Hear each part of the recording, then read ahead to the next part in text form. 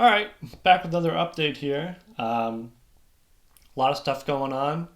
It doesn't really feel like it until I make these videos. Just kind of so it's very day by day with this project where I get stuck on something or I have to do like one important thing and it takes a whole day and I feel like I didn't get anything done.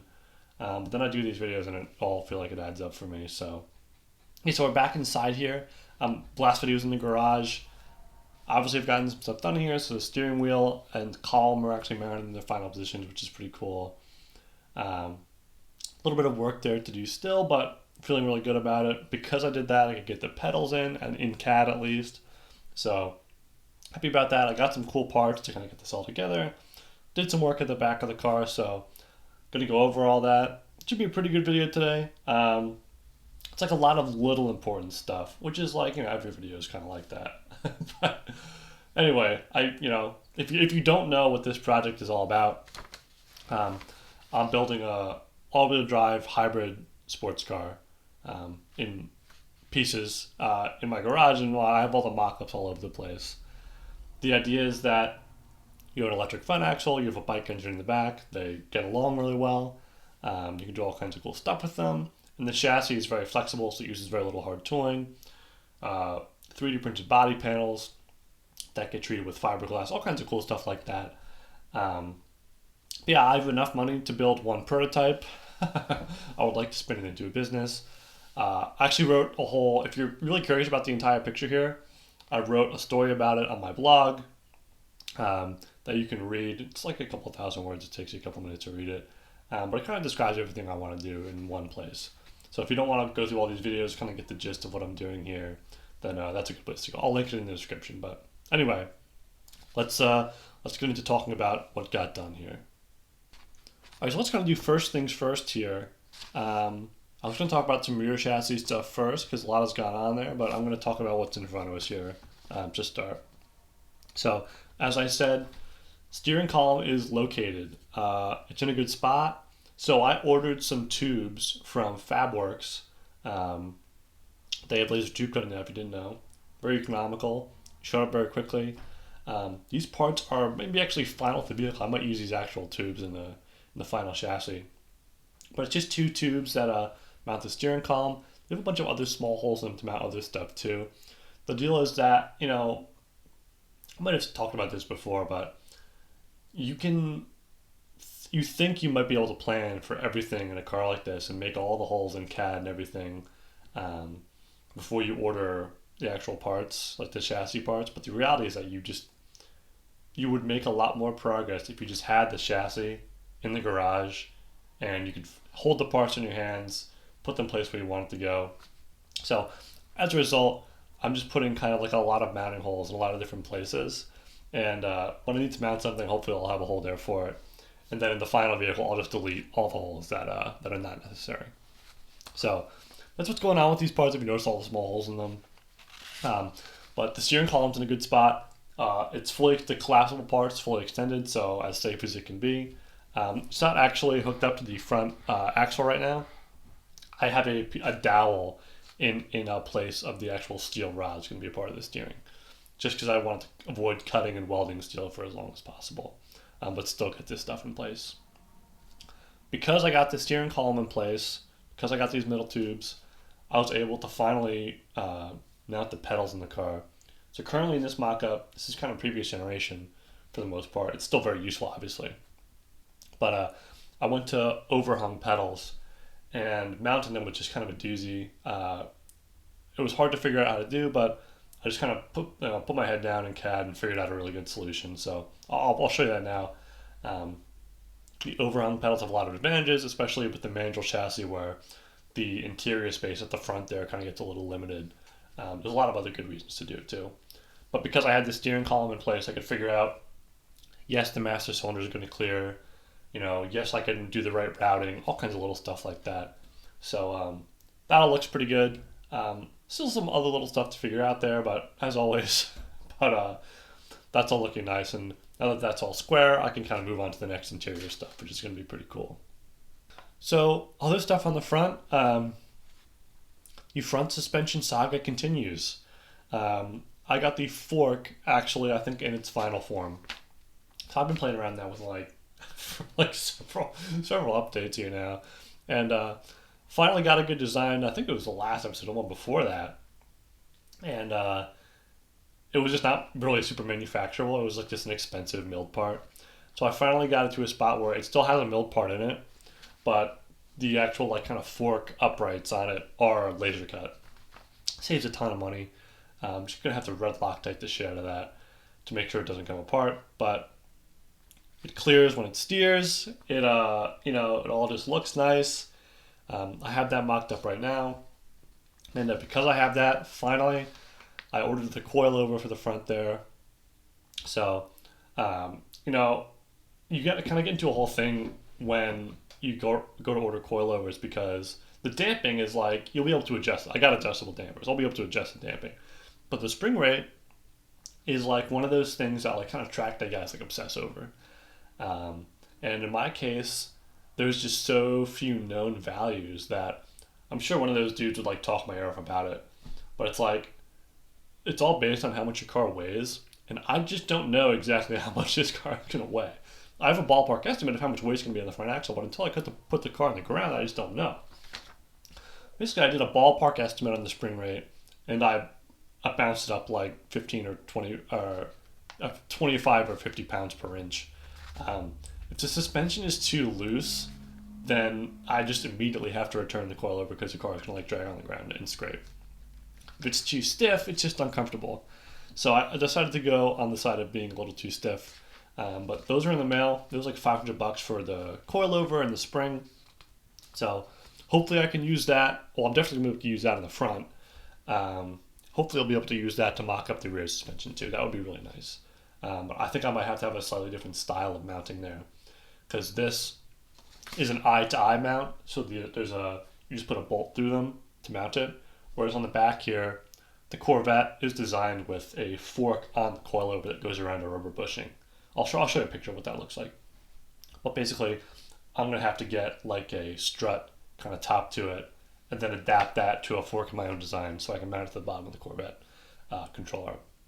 It's just a little more of course it's complicated, it has to be, right? But yeah, working on that stuff, but finally making some progress in the front suspension. I think there's going to be one more tube I have to order for the front or in design, but yeah, I'll be able to get that stuff all mocked up, and I think it'll be pretty cool to see finally. So yeah, I think that's just going to be satisfying. I might actually try and mock up my own coilover once I know, so I can kind of articulate the suspension. Like I would like 3D print the coils, but I've done that before. It's actually pretty cool. So I like articulate the suspension, everything, making sure it's all kosher. But yeah, that's a pretty cool part of the car. It's finally coming along. Once I have that finalized, it's like, again, more stuff to finalize, but really important step there. Other little stuff on the front axle. So one thing on my list was I need to slightly redesign the differential mount, the rear differential mount for this thing, and the front differential mount for that matter.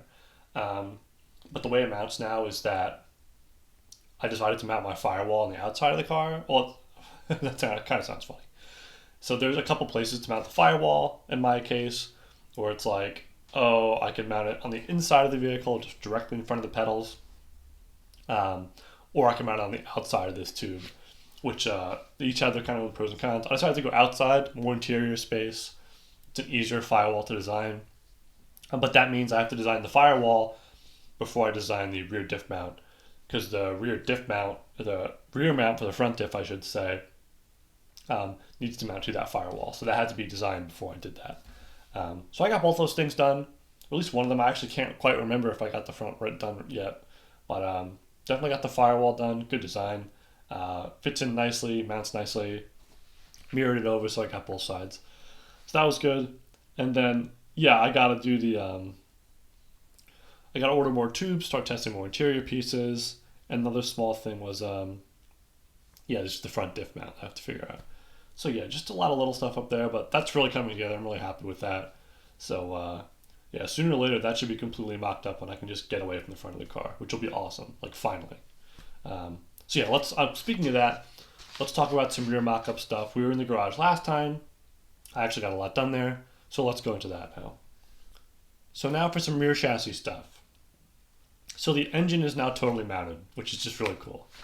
Last time I talked about getting that steel bar from Oshkosh to kind of wiggle in between the header and the engine to put the mounts on. That actually worked out really well. I thought it was going to be sketchy, but no, it's in a really good spot, and the mounts went on there really easily. The mounts are very strong just by nature of their design. Actually, I'm using 3D printed mounts right now. They're glass-filled ASA, I think. The engine is still supported on the bottom, but to get it in the right spot, kind of before they sagged, the engine was actually completely, 226-pound engine was completely resting on these 3D printed mounts, which is really cool. So obviously the ones in the front will be steel, ones in the back will be aluminum. But yeah, just to see the engine sitting on 3D printed mounts is pretty funny. That's obviously huge for everything else that's going on back there. Last time we talked, I had a sort of scheme to use a certain differential. That scheme did not work out, and I will now kind of talk about what I had going there and what I'm doing now. So now that the engine is mounted, the key part of everything going on back there is getting the differential in place. Once the differential is in place, I can run some mock axles out, see what my angle is, see if it's too extreme. I know it's going to be extreme, but I don't know if it's going to be too extreme. I can see where the axle is going to go, so I can mount the coilover. I can see if it's going to clear. I know if I'll have to do push rod back there. So just a lot of stuff going on back there. The key is getting the diff in place. The key to getting the diff in place is to know how it's going to adapt to the engine. So basically, the way I had it before was that some of this hasn't changed, some of it has. The engine has an output flange which mounts directly to a flexible coupling. The flexible coupling then has an adapter which then mounts to the differential pattern. So it's, I'll put up a diagram. It's engine output flange, flexible coupling, adapter, differential. All of that adds up to a stack between the engine output flange and the input shaft of the diff, which affects the CV angle, and I want to keep the CV angle as straight as possible. It's not going to be straight, but I want to keep it as straight as possible. My plan was use an E90 flexible drive shaft coupling that mounts directly to an E90 differential. That way, you don't have to have an adapter between the differential and the flexible coupling, which is great because it saves you space. The problem is that the E90 flexible coupling is just too big to fit where I want it to, right up against the engine block. So that's just not going to work. E90 diff is not going to work as a result. I ran into some other complications with the E90 diff. It's heavier, considerably heavier than the BMW small case diff. So it's 70 pounds, which is just a ton of weight to have hanging off the back of the car. Didn't like it. I ended up ordering an ND Miata differential, which is 40 pounds, which is so 30 pounds lighter than the E90 diff. Looks like it's going to mount a lot nicer. I was hesitant to get them because the axles kind of mount in a weird way. You have to push them in with kind of a shove. They have like a spring clip to kind of keep the axles in position. But when I started looking at diffs, I thought that was a big deal. It's really not. So I ordered that diff. I scanned it. It looks like it's going to fit pretty nicely in the car. So now I'm working on adapting that. So hopefully I can just use this Miata diff as the final differential. I really just want this differential saga to end. I'm just there's a lot of things on this vehicle I'm getting tired of. When you start to do a project like this, within the first couple months, all like the fun picking part stuff kind of ends. It's like, oh, I figured out what engine I want. I figured out what electric motor I'm going to use. Like, all this little stuff. It's like, wow, this is going to be fun. Get the basic concept going. After that, it turns into a grind. It's fun for me. I don't want to say it's like I hate every part of it. There's just like so many little things that the differential is one of those little things that it's like, man, I just want this to be complete so I can move on to other stuff. So yeah, just in the middle of that now, and hopefully that's all. I can get that all mounted and sorted out, and just figured out as soon as possible. So just other little stuff going on back there. Again, everything back there is pretty much axle related, so that's the next thing I have to figure out. But at the same time, I'm mounting the rear toe link. So the C5 suspension that I'm using, the castings for the back left and front right knuckles and vice versa are the same, which means I can do all-wheel drive, which is nice. As a result, you need a toe link to keep the knuckle from just steering all over the place. So I'm working on mounting that. I ordered one. I have to unbox and everything and start imagining where that's going to be. And so it's adjustable and make a mount for it and everything. Should be pretty straightforward. Might have to add another tube, but that's gonna be okay. Um, the other thing is that I altered some of the frame reinforcement slightly so that the exhaust fits. I'll throw up the CAD right now. Um, those just had to have a little kink in them to avoid the exhaust. So the stock exhaust now fits completely, so that's great. But yeah, now that I know that fits, I can work on getting the actual exhaust in, kind of making the adapter between the stock exhaust and where I want to mount it in the middle of the car. Um, but yeah, that's all working out nicely. Yeah, of course, like a million other little things. Like I have to adjust the rear suspension mount slightly, um, adjustability, just a lot of little stuff like that. I have to make the rear mounts slots with eccentrics in them, so the camber is adjustable back there. Just all kinds of little. Is it boring? I think it's pretty boring. I don't you know if I could. I've said before in these videos that I begin to understand why there are teams of people designing cars because there's just so much little stuff you need to do, and but yeah, that's just one of those little boring things I have to figure out. But yeah, just a lot of little stuff to wrap up back there. Still ongoing, so yeah, but it's all coming along very nicely. And yeah, from there, there's just a lot of stuff. As I said, their control arms need to be adjustable in the back and the front.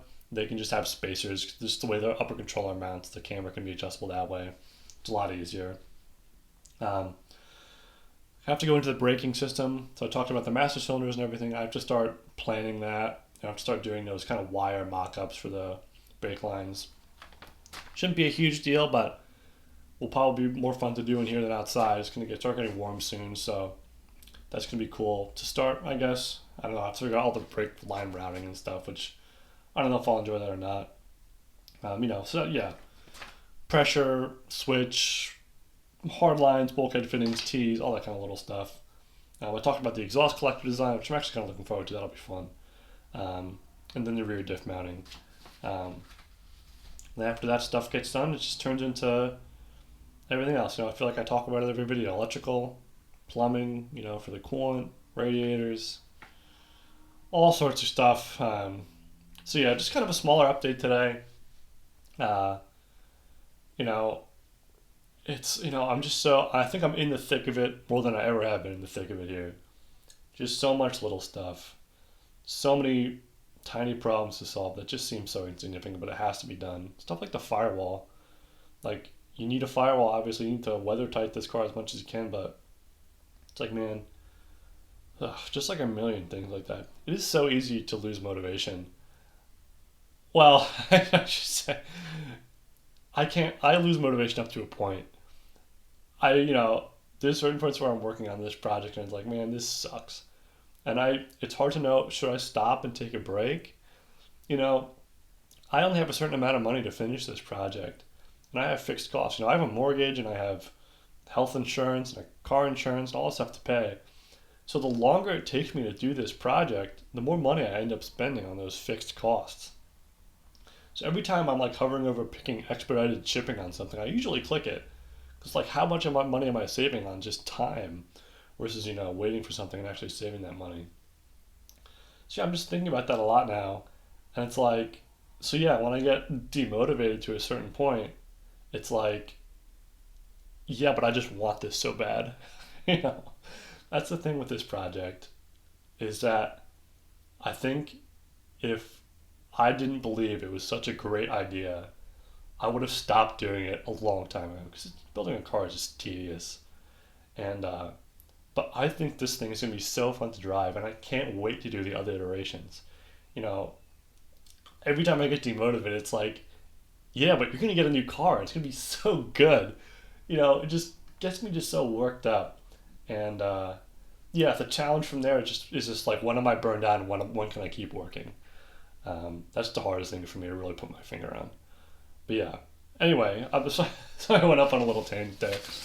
Just like, this project is so important to me, obviously, and doing these video updates is a good way to me to, like, not vent, but kind of like, track my progress, talk about these challenges with you guys, and I'm sure it'll be fun to look back on these when this project is complete. There'll be like a million of these videos by then. I don't know if I'm going to go back and watch all of them, but again, I'm not going to stop until this thing is done.